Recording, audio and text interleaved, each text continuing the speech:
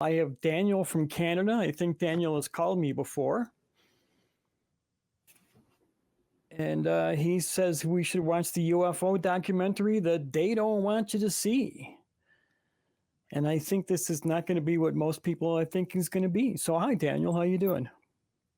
Yeah, hi there. Hi, Kelly. How you doing? Yeah. I think it was. I think the guy earlier, Troy. I think he called in a couple of weeks ago about this documentary called the UFO documentary they don't want you to see. Despite the fact you can actually see it. Yeah. But no, but go ahead and tell us about it a little bit, Daniel. Like, you might be surprised.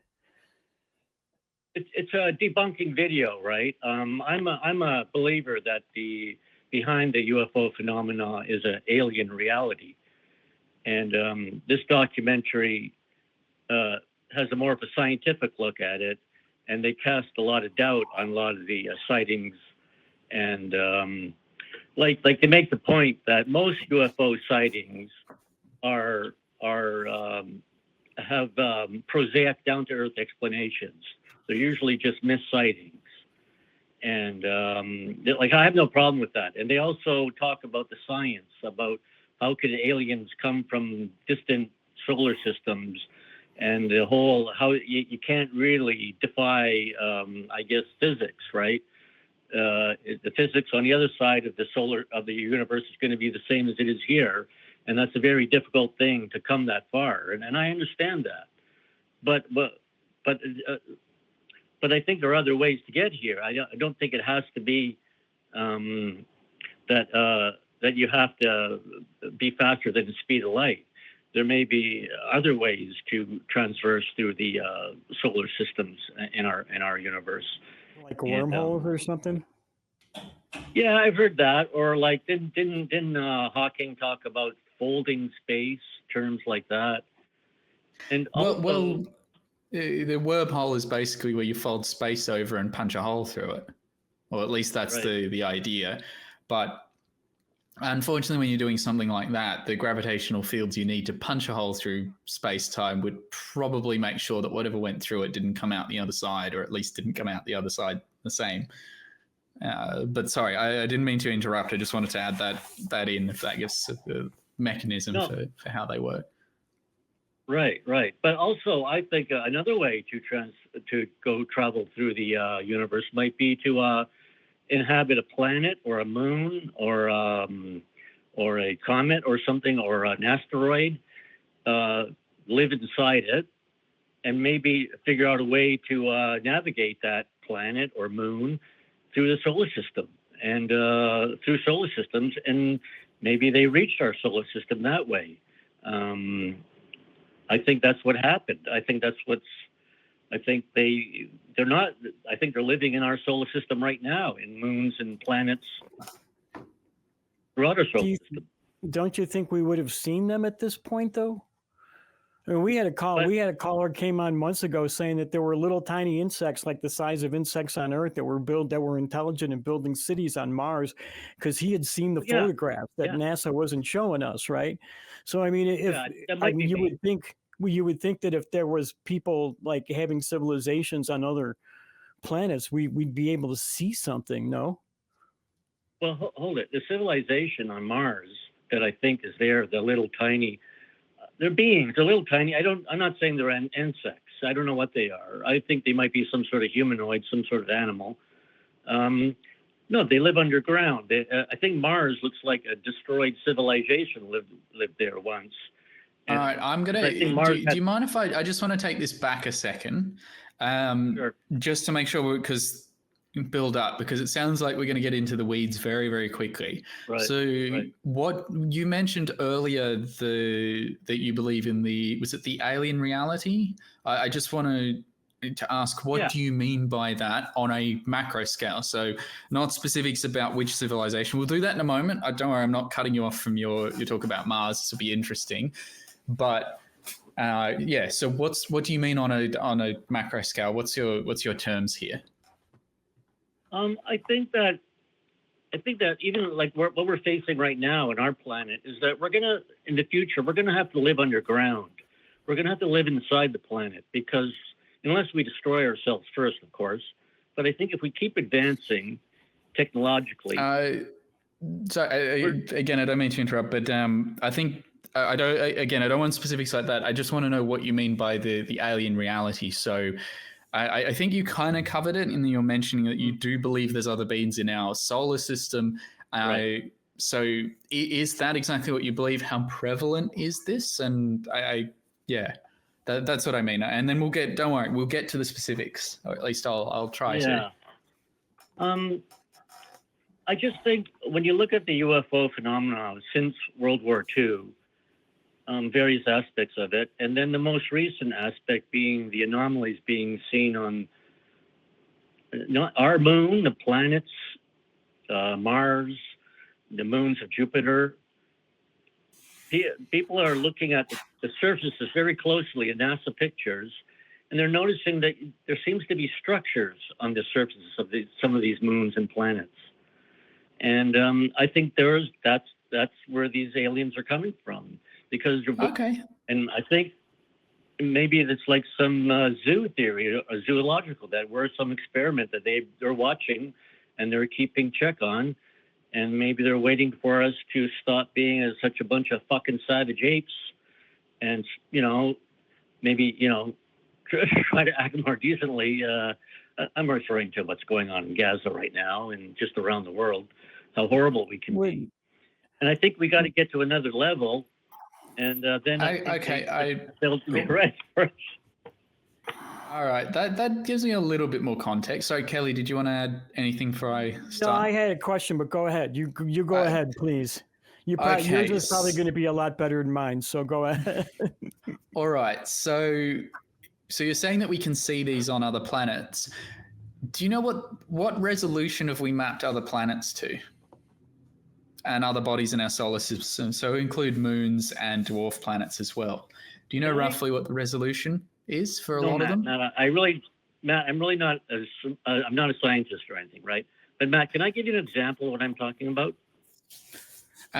Sure. I mean, just to quickly answer the question, it's relevant before we go on to looking at these examples, because you mentioned looking at the pictures. That's why I bring it up.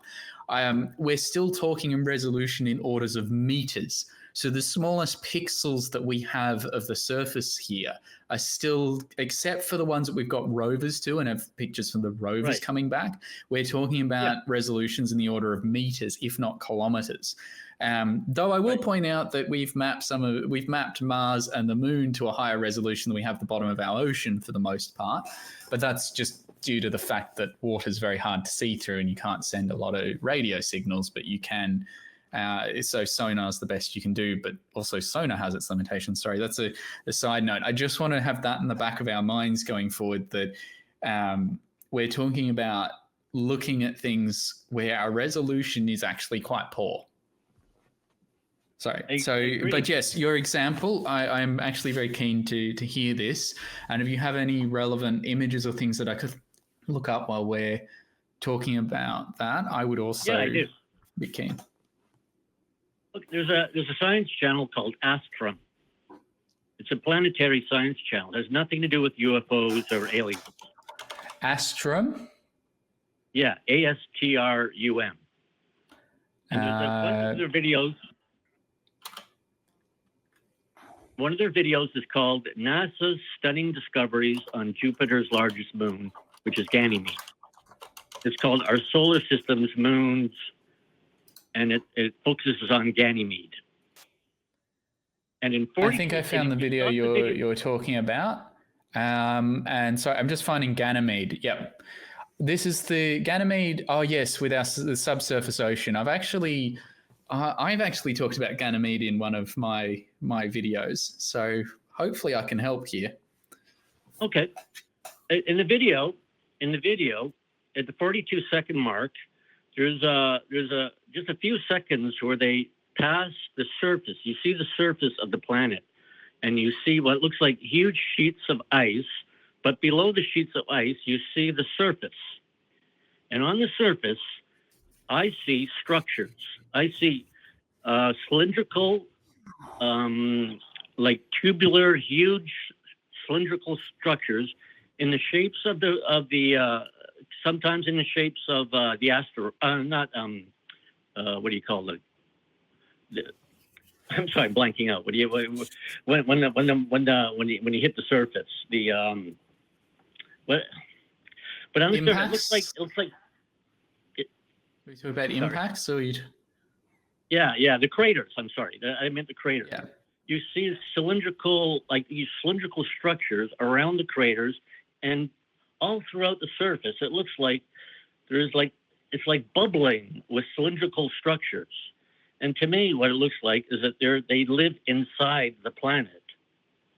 It's like a completely self-contained civilization.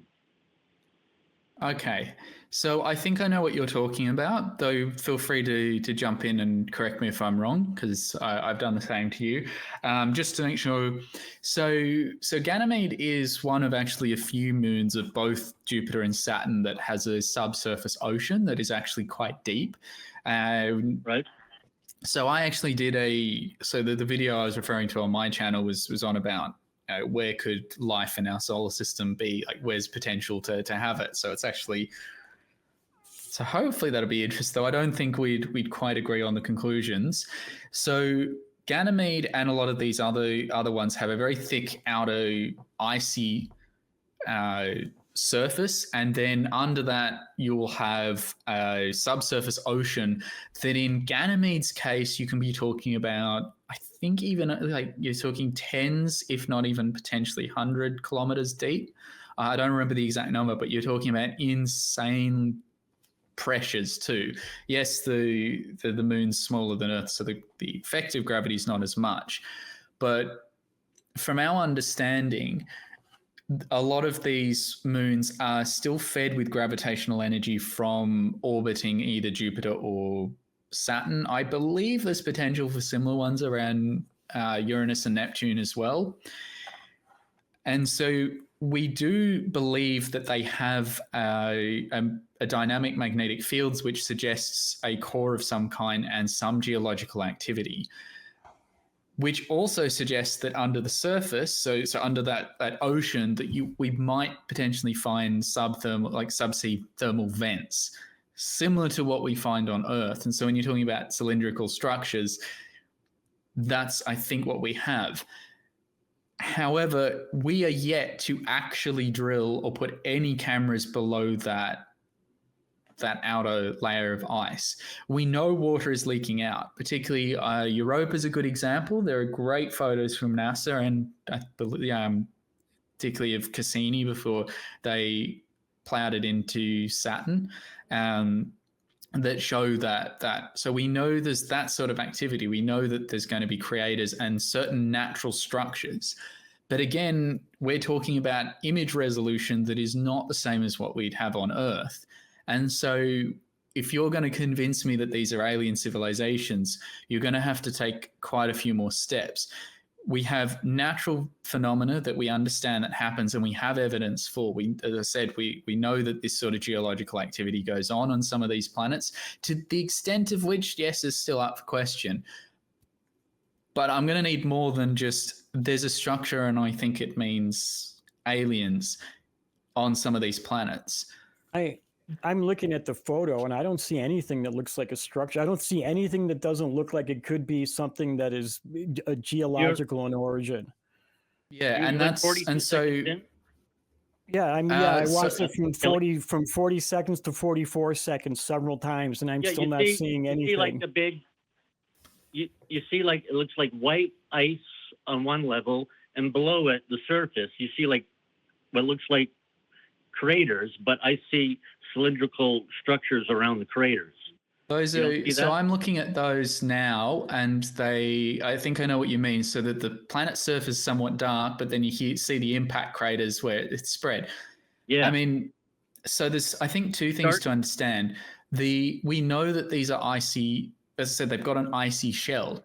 When you smack something into them, so there's a lot of debris in space. You think about asteroids and comets, and remember that these don't have an atmosphere, at least not one that's thick enough to make a difference. They're going to get hit by a lot. When I see that, That is exactly what I would expect from an asteroid impact. You've broken up the darker surface that might have other material on it, and you've exposed and sprayed the ice out. It's very similar to what would happen if you had, say, a dust layer on the top of, say, Antarctica, and you smacked a comet into it. I can see why they might remind you of, say, civilization with, say, a city that's branching out. But there's nothing there to suggest that's actually what's going on. So how would you demonstrate, or how could you go a step further and show to me that that is not possibly an asteroid impact? No, I'm not a scientist. I wouldn't know how to go any further. I'm only going by what I see. But there's been more. This is only the tip of the iceberg of what people are seeing.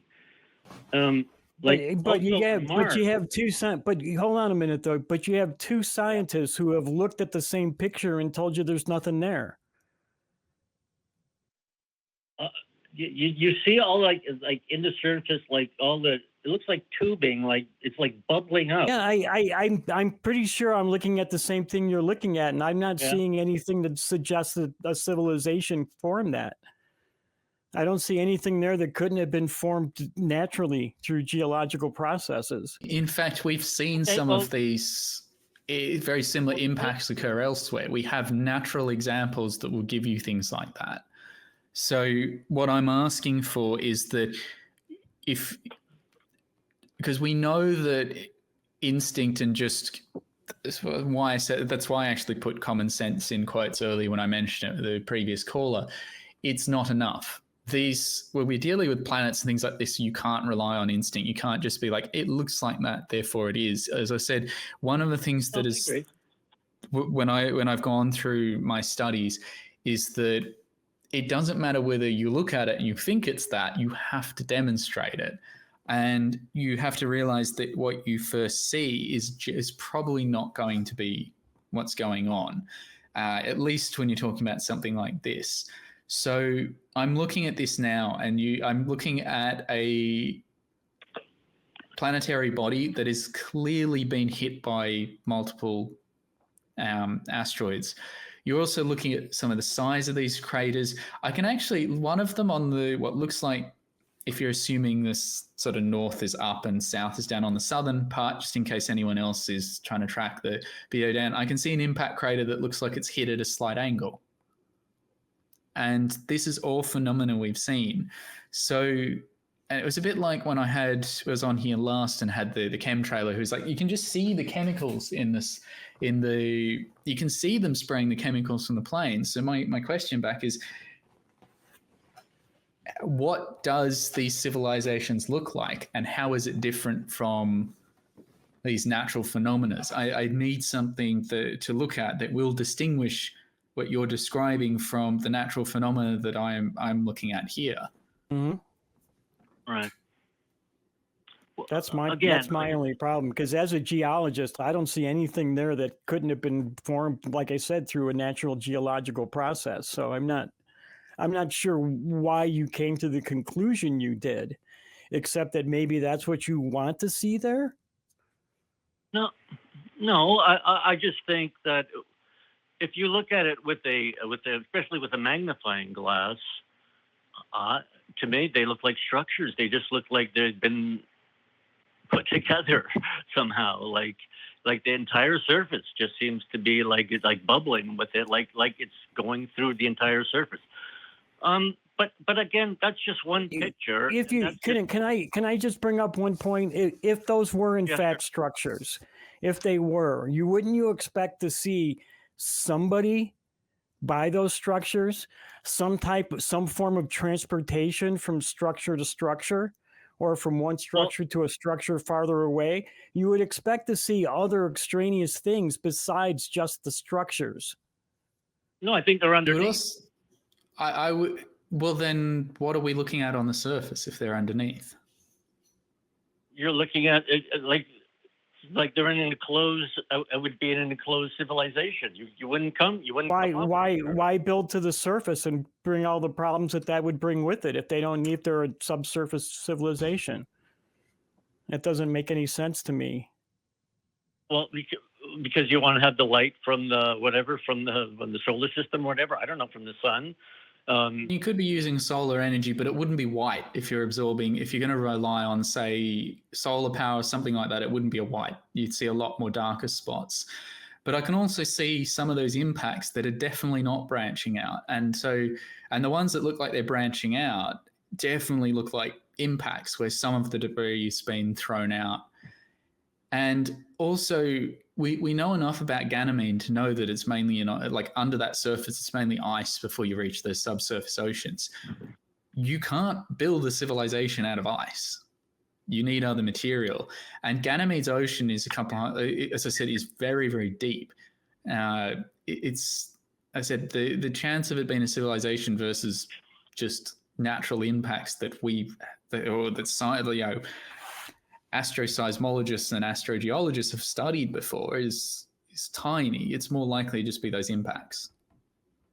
But I'm talking about a civilization that has technology like that could be like thousands or more than thousands of years ahead of us. So they'd have a completely different type of technology that we wouldn't know about. That's just my view in a nutshell, really. I mean, I don't want to keep arguing with you guys. I mean, you guys are scientists. I take your word better. I think I expect people to listen to you guys more than me, for sure. But I'm just saying that's what it looks to me. But there are more examples. I just want to give you one where you can see within a NASA picture. But there are other pictures where people use Photoshop and it brings out more what's under the picture.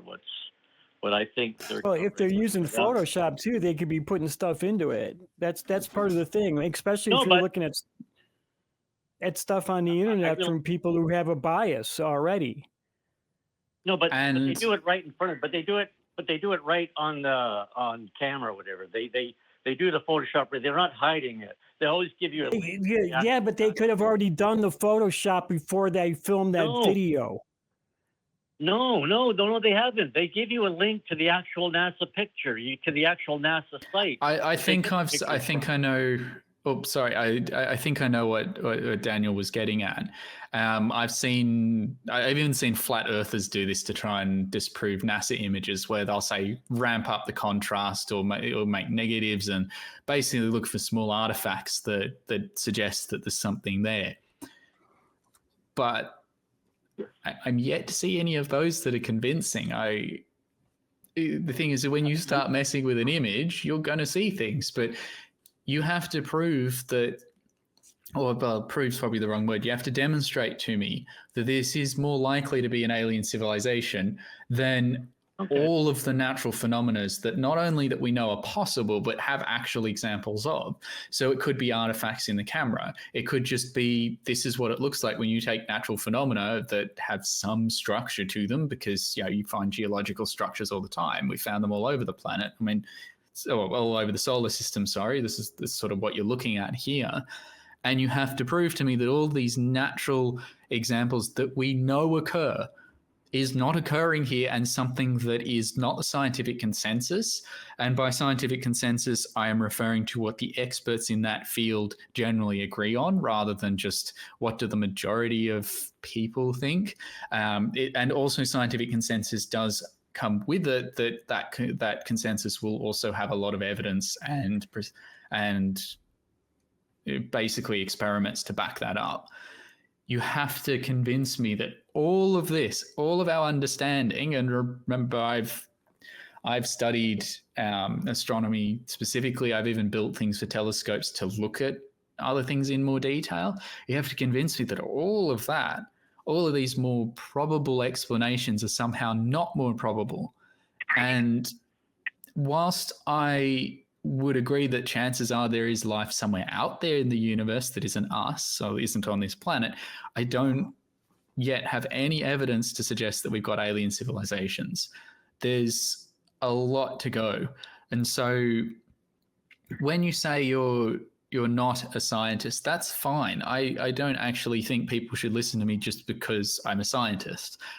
People should only listen to me because what I'm saying actually has merit, which means I can back up.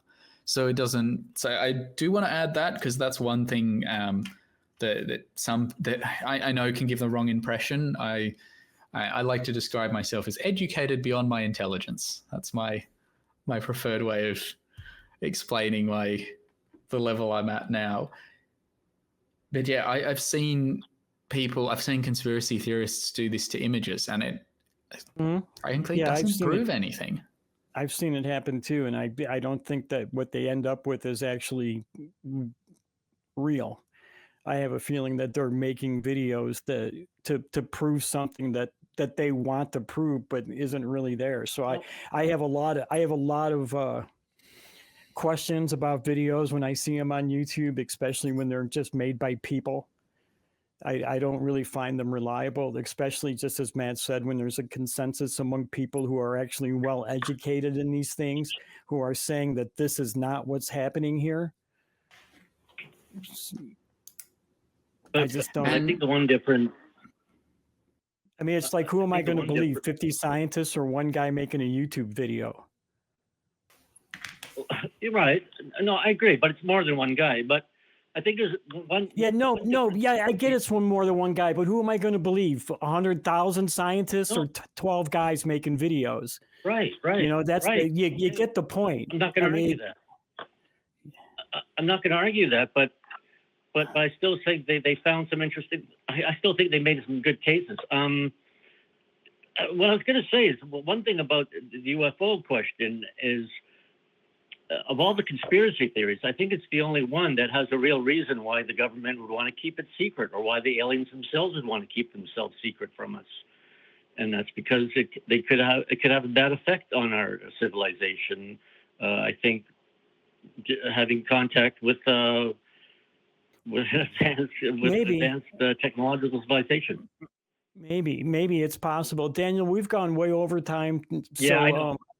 Yeah, it's all good. I'd love to continue this conversation. I hope you call back again. I'm sure, even if I'm not the host, I'm sure whoever is here would love to have this conversation some more with you.